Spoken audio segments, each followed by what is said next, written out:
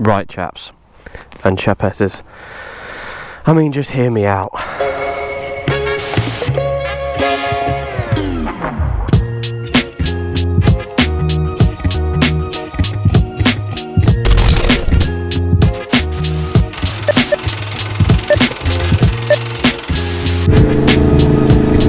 Hi guys, welcome back to another video. Welcome to the channel, if you're new. Today's a sad day, I'm afraid. The time has come. I am getting rid of the MT10, if all goes well today. I've been kind of toying with this idea for a few months, to be honest, before my last tour of Europe. If you followed my channel, I toured Europe last year, and this bike had a major engine problem when I was south of Geneva. I come back and fixed it myself, and did another tour on it. And I got back from that tour, what, 3 weeks ago, and I feel like I've had a lot of experiences on the MT10, and it's the favourite bike I've ever had. You know, it's been great. I've loved the experience. I've improved my riding on this so much. Learnt to wheelie on an MT10 pretty much. I could wheelie not very well before, and this is kind of just like a cheat code. But there is a bike that remains on my list that I've always wanted, and I still have never had. So I found one a few days ago. I've put a deposit down on it.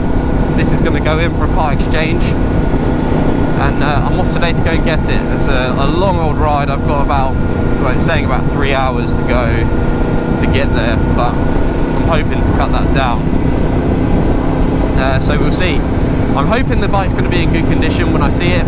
I've only seen pictures of it so far, so if it's no good, then you know, you'll never see this video, and the MT10 will remain for a little while longer until I find another one. But yeah, we're off today to go and see it. I'll catch you probably later on, after I've either committed or not, and if I have, I shall show you around the new bike. So I'll catch you in a bit. Right, chaps and chapesses, I mean, just hear me out. I mean, just look at it. I had to buy it.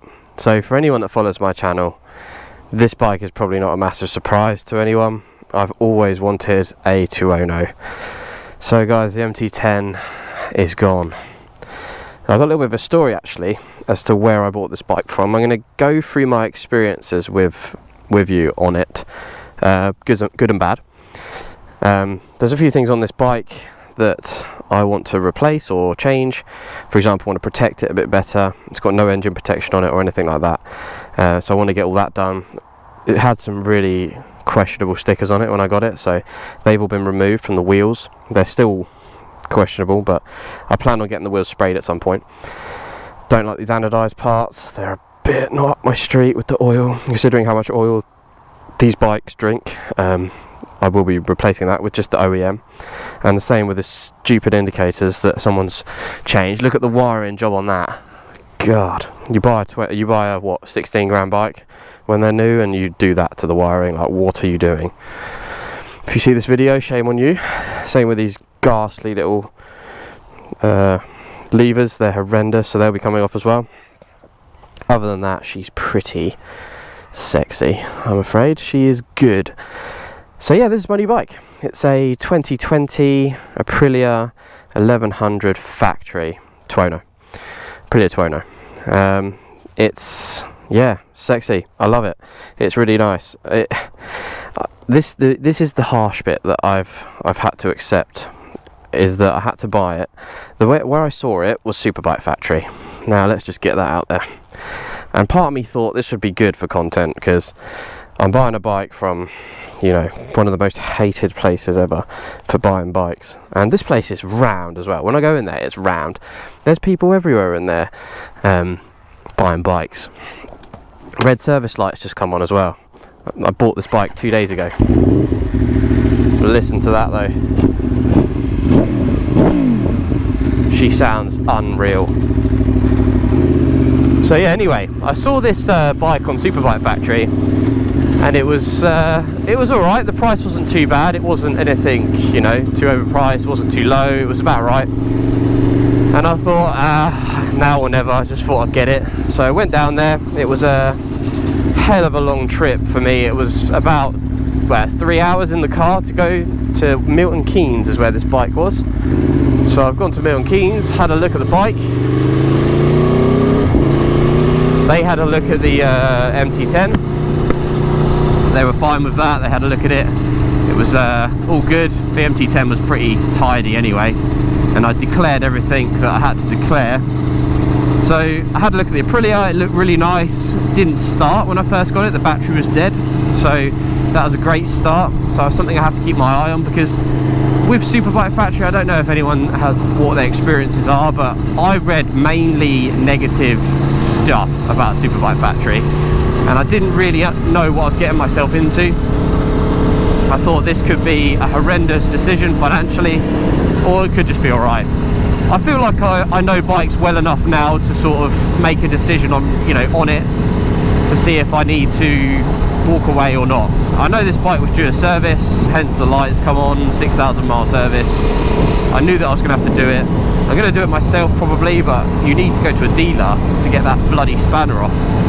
And I checked the oil level yesterday, so it's all good. Don't know how old it is though. But with Aprilias, to be honest, you replace the oil that often in them, top it up, it's probably got fresh oil in it all the time. Because they're mental, they drink oil, it's crazy. And yeah, so I didn't mind it. I thought, yeah, there's a few things to do on it, but it's pretty much all there, and it, you know, seems nice. It's only had one owner from new, 6,000 miles on the clock, which is pretty good. And just listen to the thing, listen to it. Every gear shift, I don't know if it comes across on camera, but if you time the gear shift right, it pops at the exhaust and it just crackles and bangs. It's just such a nice sounding motorcycle. So this is my new bike, my new personal bike. I'll be having this for the next, I don't know how many years, hopefully a good couple of years out of this bike. Need some new tyres on it as well. The tyres on it are ancient. So yeah, I feel like the guy who had it before me maybe didn't have the best taste in the world, but I mean, he bought an Aprilia, so it can't have been that bad. When I went into Superbike Factory, it wasn't the easiest of processes because they were short on staff, but it wasn't too bad. You know, I saw someone fairly quickly, they sorted me out. They had so many bikes in there, and something I think that people worry about is, oh, they're a place that just buy a lot of bikes, and it doesn't matter the condition of the bike, they just buy it and they'll sell it on. Whatever, you know, as long as they make about £1,000 a bike or whatever, as long as they're making money, that doesn't matter on the condition of the bike that they sell to you, or you buy to them, or you sell to them. And so I went into Superbike Factory sort of thinking, I'm fairly confident with what I'm looking at, and I know that there's going to be dogs in Superbike Factory, and I know that there's going to be gems. There's going to be everything in there. They've got so many bikes. They had hundreds and hundreds. So my advice to anyone who's looking for a bike, and if they do see one on Superbike Factory, don't be completely put off the reviews. Like, just do your research. Do your research on the motorcycle you're buying, you're looking into. Look at its service history, look at all that sort of stuff, because they won't service it for you.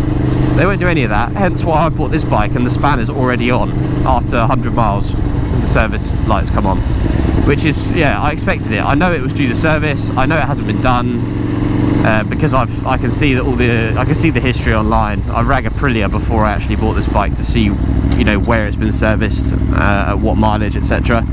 So I was fairly confident when I bought this bike. Other than the battery, that was the only surprise that I really had. I thought if it is killing batteries, that won't be that great for me.